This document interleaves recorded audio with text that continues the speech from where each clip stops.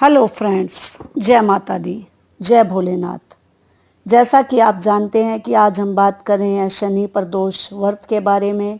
उससे पहले मैं आपको बता दूं कि प्रदोष व्रत प्रत्येक मास में 2 बार आता है, एक बार कृष्ण पक्ष में और एक बार शुक्ल पक्ष में।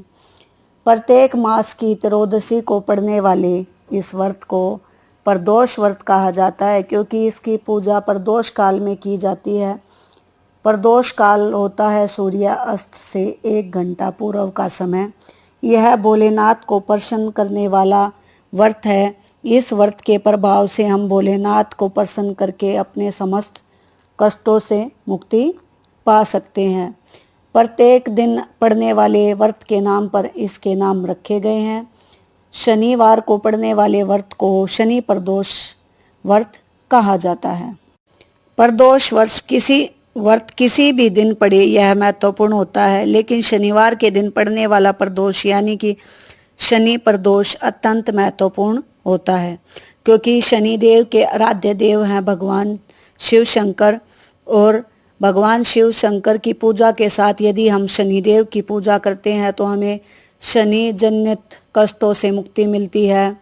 हम शनिदेव को भी साथ में ही प्रसन्न कर लेते हैं। शनि प्रदोष व्रत के क्या क्या लाभ हैं? शास्त्रों के अनुसार शनि प्रदोष व्रत यदि पूरी निष्ठा और भक्ति भाव से किया जाए तो यह अत्यंत शीघ्र ही शुभ फल देता है।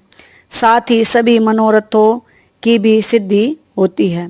मान्यता है कि इस व्रत को करने से जीवन के सभी कष्ट दूर हो जाते हैं और सहस्त्र गोदान का पुण्य आपको प्राप्त होता है।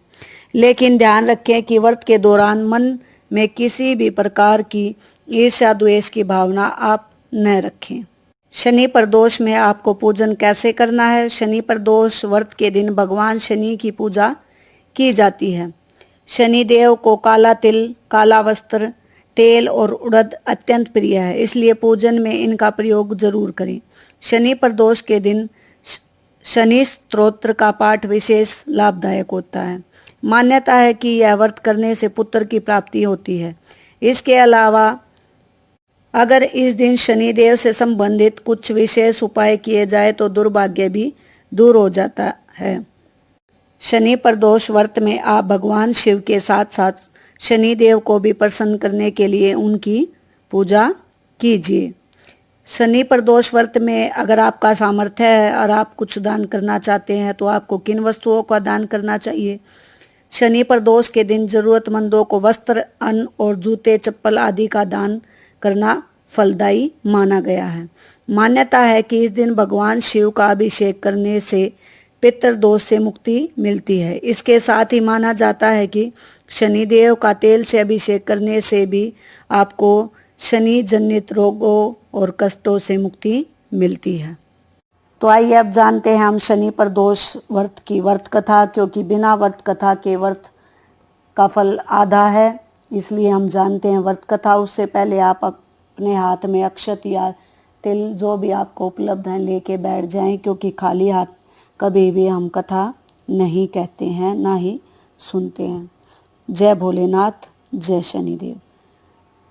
प्राचीन काल में एक सेठ थे। उनके घर में हर प्रकार की सुख सुविधा थी और वह लोगों में उसका दान पुण्य करते थे। दोनों ही सेठ सेठानी बहुत ही दानी थे, लेकिन उनकी संतान नहीं थी। संतान न होने के कारण सेठ और सेठानी हमेशा दुखी रहते थे। काफी सोच विचार करके सेठ ने अपना काम नौकरों को सौंप दिया और खुद सेठानी के साथ तीर्थ यात्रा पर निकल पड़े। अपने नगर से बाहर निकलने पर उन्हें एक साधु मिला जो ध्यान मगन बैठे थे। सेठ जी ने सोचा, क्यों न साधु से आशीर्वाद लेकर आगे की यात्रा की जाए। सेठ और सेठानी साधु के निकट ही बैठ गए। सेठ सेठानी साधु महात्मा के ध्यान से उठने का इंतजार करते रहे, लेकिन साधु महात्मा ध्यान से नहीं उठे। वह अपने जप में अंतर ध्यान मगन रहे। इस प्रकार एक दिन पूर्णतः व्यतीत हो गया, लेकिन सेठ ने निश्चय किया कि जब तक वह साधु महात्मा से आशीर्वाद नहीं लेंगे वह उनके पास से उठकर नहीं जाएंगे।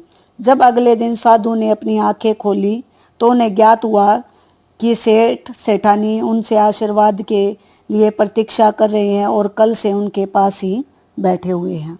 साधु महात्मा बहुत ही तपस्वी और तेजस्वी थे। उन्होंने अपनी ज्ञान शक्ति से पता लगा लिया कि सेठ सेठानी को किस चीज का आशीर्वाद चाहिए, उनको किस चीज का दुख है।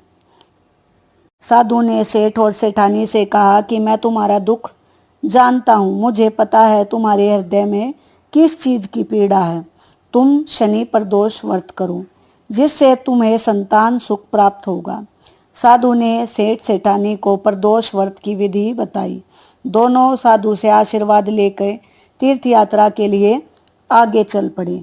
जैसे ही तीर्थ यात्रा से लौटे, उसके पश्चात नियम पूर्वक सेठ और सेठानी ने दोनों ने मिलकर शनि प्रदोष व्रत आरंभ कर दिया। शनि प्रदोष व्रत के प्रभाव से उन्हें एक सुंदर पुत्र रतन की प्राप्ति हुई और वह सेठ सेठानी इस लोक में अपने सुखों को भोग कर अंत में शिवधाम पहुँचे। इस प्रकार जिन भी जातकों को संतान सुख की कमी है, संतान नहीं है या संतान उनके आज्ञाकारी नहीं है, तो संतान सुख की प्राप्ति के लिए वह शनि प्रदोष व्रत को कर सकते हैं। शनि देव भोलेनाथ उन पर कृपा करेंगे और उनकी झोली खुशियों से भर देंगे। जय शनिदेव, जय भोलेनाथ।